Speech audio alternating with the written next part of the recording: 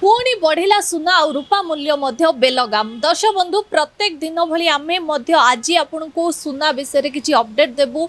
सुना और रूपा ए दुईटी मूल्यवान धातु उपरे आज पुणी लगातार भावे वृद्धि पाउछि। जेतेबेले कि धनतेरस थिला सेही समय रे रूपा और सुना मूल्य जेभली भावे वृद्धि पाइथिला जो मूल्य रे पहुंचीथिला ताहा वर्तमान धीरे धीरे वृद्धि पाई समान ढंगरे समान मूल्य रे मध्य पहुंचिलानी।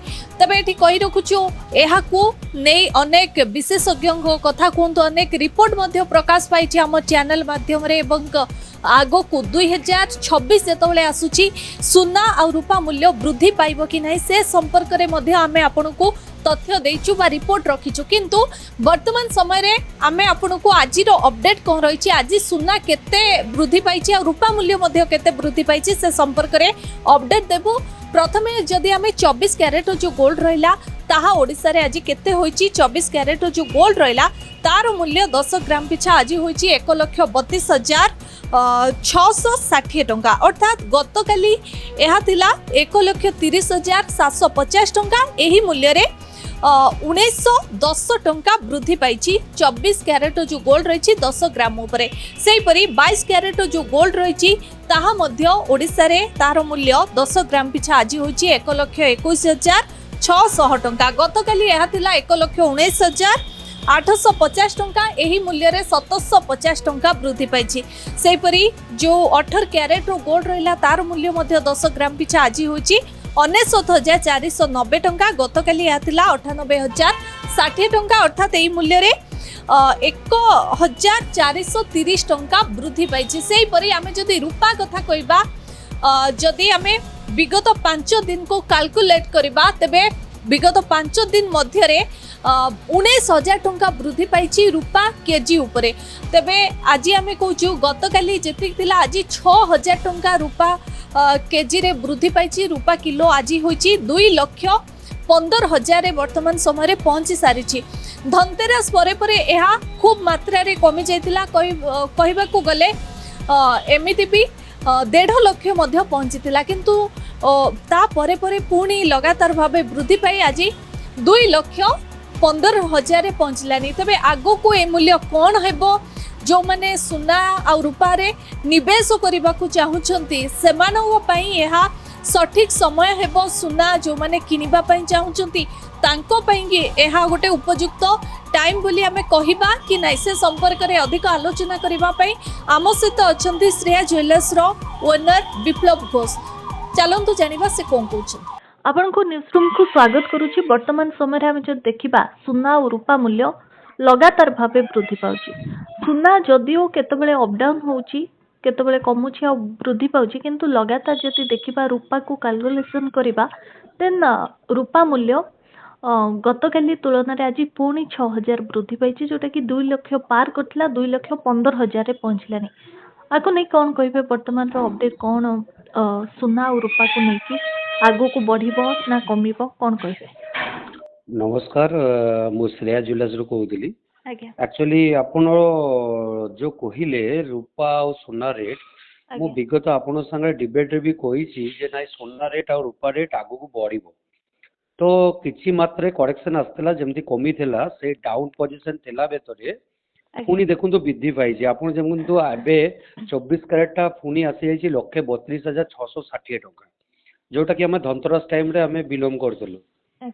22 कैरेटटा अछि 1,21,600 18 कैरेटटा अछि 99,490 टंका सेमति से बडी करी सिल्वरटा भी अछि आपण प्राय 2 लाख पार हो जाए 2,20,000 रे पहुंची आज रो अपडेट। हां ठीक ठीक ना आम पाखरे अपडेट अछि 2,20,000 पाखा पाखी। आज्ञा तो सेही हिसाब रे सिल्वरटा बढ़िबो मु कहितली विगत आपन को भी जे नाय मोर कस्टमर माने को भी कहूची जे नाय जिनिसो आपण देखंतु किछिटा करेक्शन आसे जेते बेरे लोको आपण इन्वेस्टर माने सब बेरे देखिबे बाय करे सेल करे जेतरे सेल करिवो से माने सेही टाइम रे टिके कम देखा जाय किंतु जेतरे बाय करिवो सेते बेरे आपण मार्केट जेतरे सोना और सिल्वर हां बढ़िबो। तो एबे जो ट्रेंड अछि सिल्वर और गोल्ड रो ନିହାତି ଭାବରେ ଆପଣ ଦେଖିବେ ଆଗକୁ ବହୁତ ବଢିବା ଚାନ୍ସେସ୍ ବହୁତ ନିହାତି ବେଶୀ। ମାନେ ଆପଣ ଏବେ କହୁଛନ୍ତି ଏବେ ଏଥିପାଇଁ ବୃଦ୍ଧି ପାଉଛି ଯୋଉମାନେ ସେଲର ମାନେ ତ ବର୍ତ୍ତମାନ କିଣୁଛନ୍ତି। ଦେଖନ୍ତୁ ଆଗେ ଯେମିତି ସୁନା ଆଉ ରୂପା ବିଷୟରେ ଯେମିତି ରିଟେଲ ଆଉ ଇଏ ସବୁ ଡିପେଣ୍ଡ କରୁଥିଲା, ଏବେ କିନ୍ତୁ ଇନଭେଷ୍ଟର ବାହାର ହେଲାନି, ଯେହେତୁ ଏହାର କଷ୍ଟିଂ ବହୁତ ହେଲାନି। ଯୋଉ ଜିନିଷର କଷ୍ଟିଂ ହୁଏ ସେଇ ଜିନିଷର ବିଜନେସ କରିବାକୁ ସମସ୍ତେ ପସନ୍ଦ କରନ୍ତି, ତ ସେଇ ହିସାବରେ ରେଟ୍ ବଢୁଛି, ଆଗକୁ ଆହୁରି ବଢିବ।